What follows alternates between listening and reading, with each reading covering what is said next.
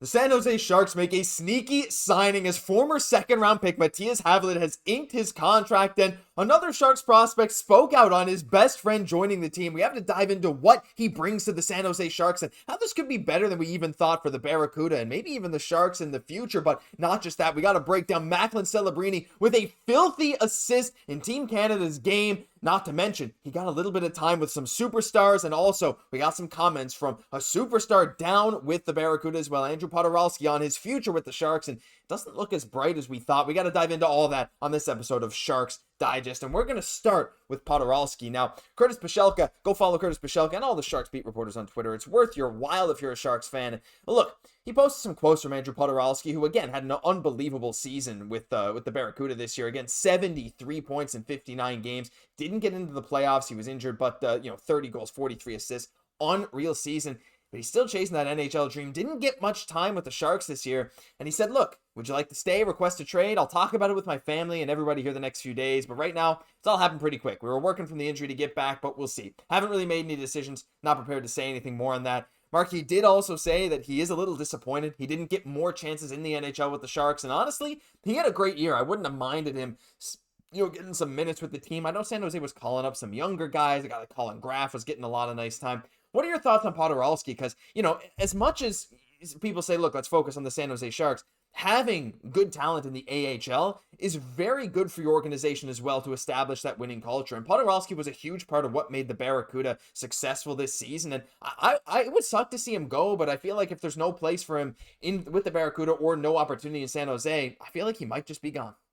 I mean, the big thing is he had 20 plus more points than anyone else on the Barracuda this year. I think the big thing, yes, getting him into the NHL for a tiny bit of the stretch at the end would have been awesome, but I think they wanted to keep what the Barracuda was doing exactly what they were doing. They didn't want to call up the leading scorer to kind of misman them, kind of going into the Calder Cup playoffs where they wanted to win. But I think the big thing is he'd be a perfect bottom six guy coming into next year if you want to sign him on a cheap 1 year deal. Maybe he shows value, but I could see an opportunity opening up maybe with a different team in a different league, whatever it might be. I think the odds of him leaving are leaning more too high, but if he comes back, I think he could have an awesome impact on the Sharks roster moving forward. He's one of those guys. It's so tough with Poturalski because again, 5'10", 187. He's an incredible offensive player. I mean, we can't forget when he won the Calder Cup with the Chicago Wolves back in 21-22. He had 101 points. He had 73 assists that season, which would actually tie the rest of his career high in points. Like, this is a guy that can produce offensively, but when at the NHL level, when he's been given that chance, there hasn't been enough there to really solidify his spot long term. So leave your thoughts on Poturalski down below. I'd like to see him with the Barracuda again, but again, if his goal is to chase the NHL, it might not be in San Jose, but I wish him the best wherever he ends up, if it's still in this organization or not. But Mark,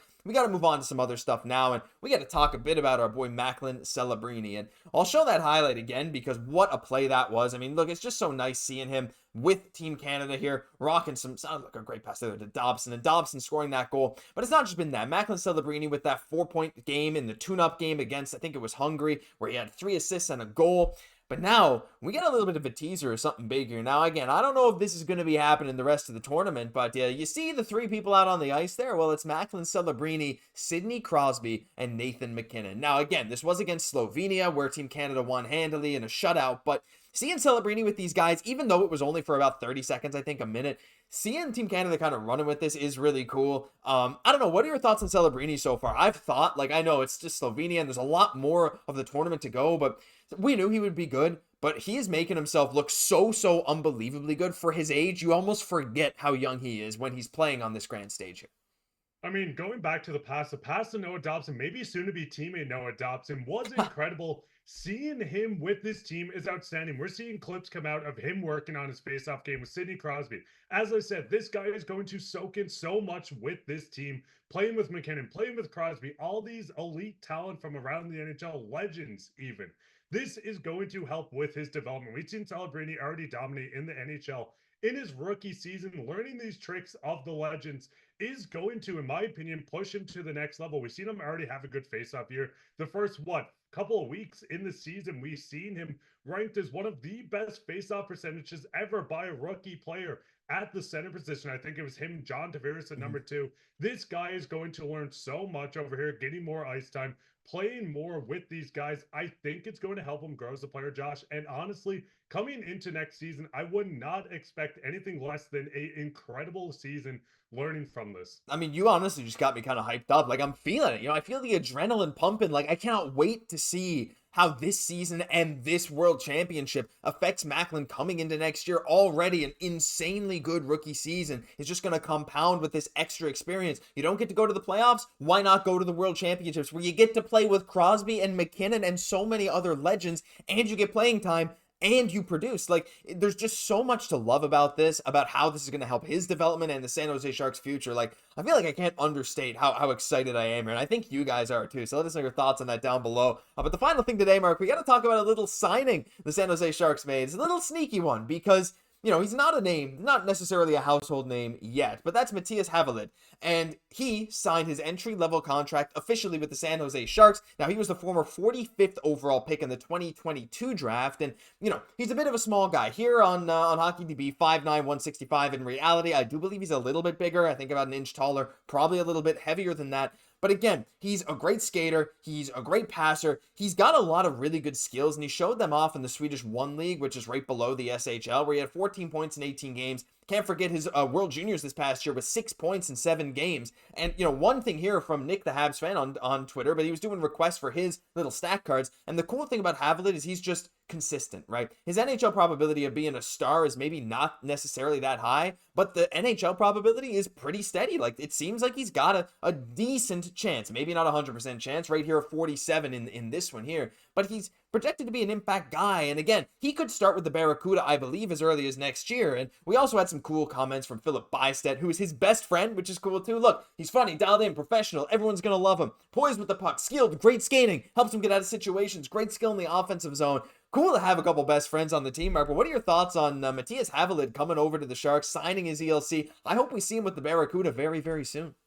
If you look at any reports, they really go into talking about how elite his skating is at a pace where he can keep up at NHL speed. Obviously, we haven't seen this yet, but he has shown that he can be a skater in this NHL. And they always talk about the elite playmaking. Having this guy in the right-handed team, listen, Sharks fans, we love getting right-handed defensemen because right now we have a lot of prospects on the left and not so much on the right.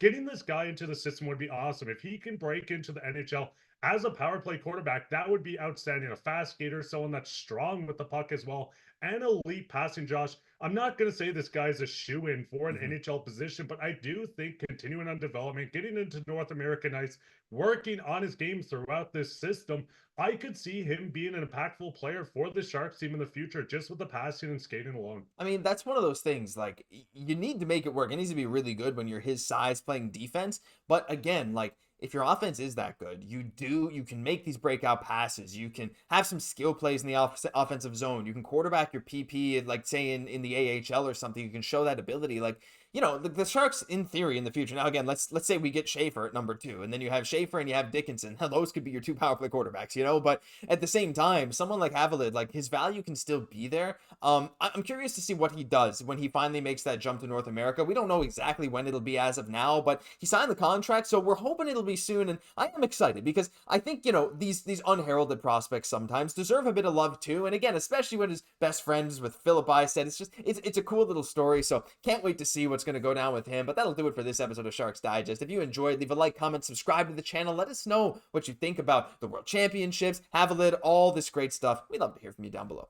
I'm Josh Gosse, my co-host Mark Pye. We'll catch you in the next one.